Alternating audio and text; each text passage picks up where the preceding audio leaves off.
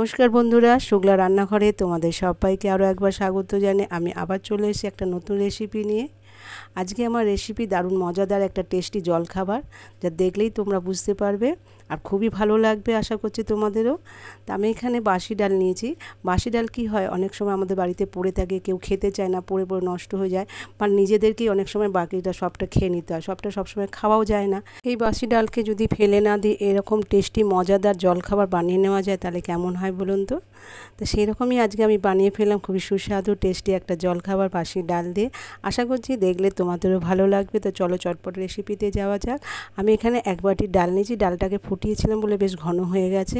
সেই ডালের মধ্যে আমি দিয়ে দিলাম ছোটো বাটির এক বাটি সুজিটা দিয়ে ভালো করে মাখিয়ে এটাকে 10 মিনিটের জন্য রেস্টে রেখে দিলাম। 10 মিনিট পর দেখো সুজিটা বেশ টাইট হয়ে গেছে, মানে ঘন হয়ে গেছে। এরপর ওর মধ্যে আমি দিয়ে দিচ্ছি হাফ বাটি আটা। তোমরা চাইলে এখানে ময়দাও দিতে পারো, যেহেতু একটু হেলদি বানাবো সেই জন্য আমি একটু আটাটা ইউজ করলাম। তো আটাটা দিয়ে ভালো করে মাখাবো, কিন্তু আটাটা বেশ টাইট হয়ে যাচ্ছে, সেই জন্য এখানে অল্প অল্প করে জলটা ইউজ করব। কারণ একেবারে খুব বেশি জল দেবো না, অল্প অল্প করে যতটা জলের প্রয়োজন হবে ততটাই দেবো। তো এখানে এবার চামচটাকে আমি সরিয়ে দিয়ে হাত দিয়ে ইউজ করে ভালো করে সবগুলোকে মিশিয়ে নিলাম। মিশিয়ে নেওয়ার পর ওর মধ্যে দিয়ে দিচ্ছি স্বাদ মতো নুন। যেহেতু ডালেও নুনটা ছিল সেই জন্য অল্প করে বুঝে দিতে হবে। তারপর ওর মধ্যে দিয়ে দিচ্ছি পেঁয়াজ কুচি, ধনেপাতা কুচি, গাজর কুচি, টমেটো কুচি। তোমরা চাইলে এখানে তোমাদের পছন্দ অনুযায়ী সবজিও অ্যাড করতে পারো। এরপর ওর মধ্যে দিয়ে দিয়েছি একটু আমচুর পাউডার, লেবু রসও দিতে পারো, আর দিয়েছি আধা কাঁচা লঙ্কা বাটা। তোমরা চাইলে এখানে কাঁচা লঙ্কা কুচিও দিতে পারো।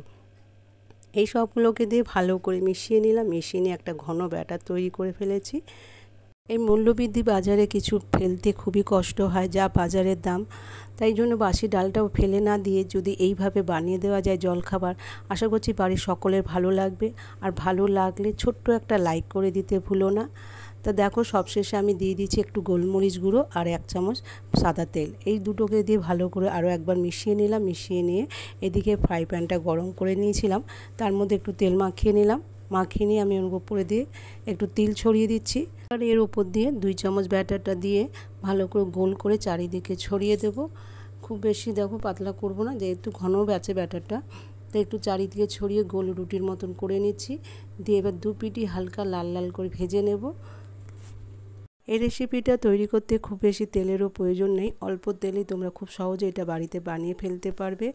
আর আশা করছি বাড়ির সকলেরই ভালো লাগবে। ভালো লাগলে ছোট্ট একটা লাইক শেয়ার করে দিতে ভুলো না। আর যেসব বন্ধুরা আমার চ্যানেলে নতুন আছো, চ্যানেলটাকে সাবস্ক্রাইব করে প্লিজ আমার পাশে থেকো, যাতে নতুন নতুন রেসিপি সবার আগে তোমাদের কাছে আনতে পারি। তা দেখো 2 পিঠই আমি হালকা লাল লাল করে একটু ভেজে নিয়েছি, ভেজে তুলে নিলাম। আর একই রকমভাবে আরও একটা ভেজে নিচ্ছি।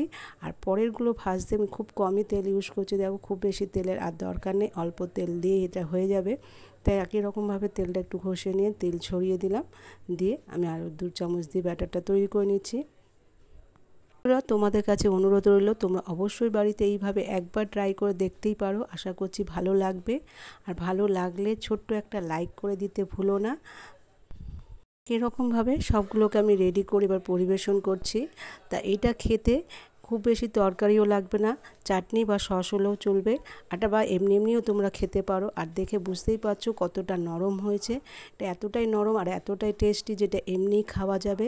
তা বন্ধুরা তোমাদের কাছে অনুরোধ করছি, তোমরা অবশ্যই এইভাবে একবার ট্রাই করে দেখতেই পারো, আশা করছি ভালো লাগবে। তা এখানেই আজ বিদায় নিচ্ছি, আবার দেখা হবে নেক্সট ভিডিওতে। ততদিন সুস্থ থেকো, ভালো থেকো, টাটা।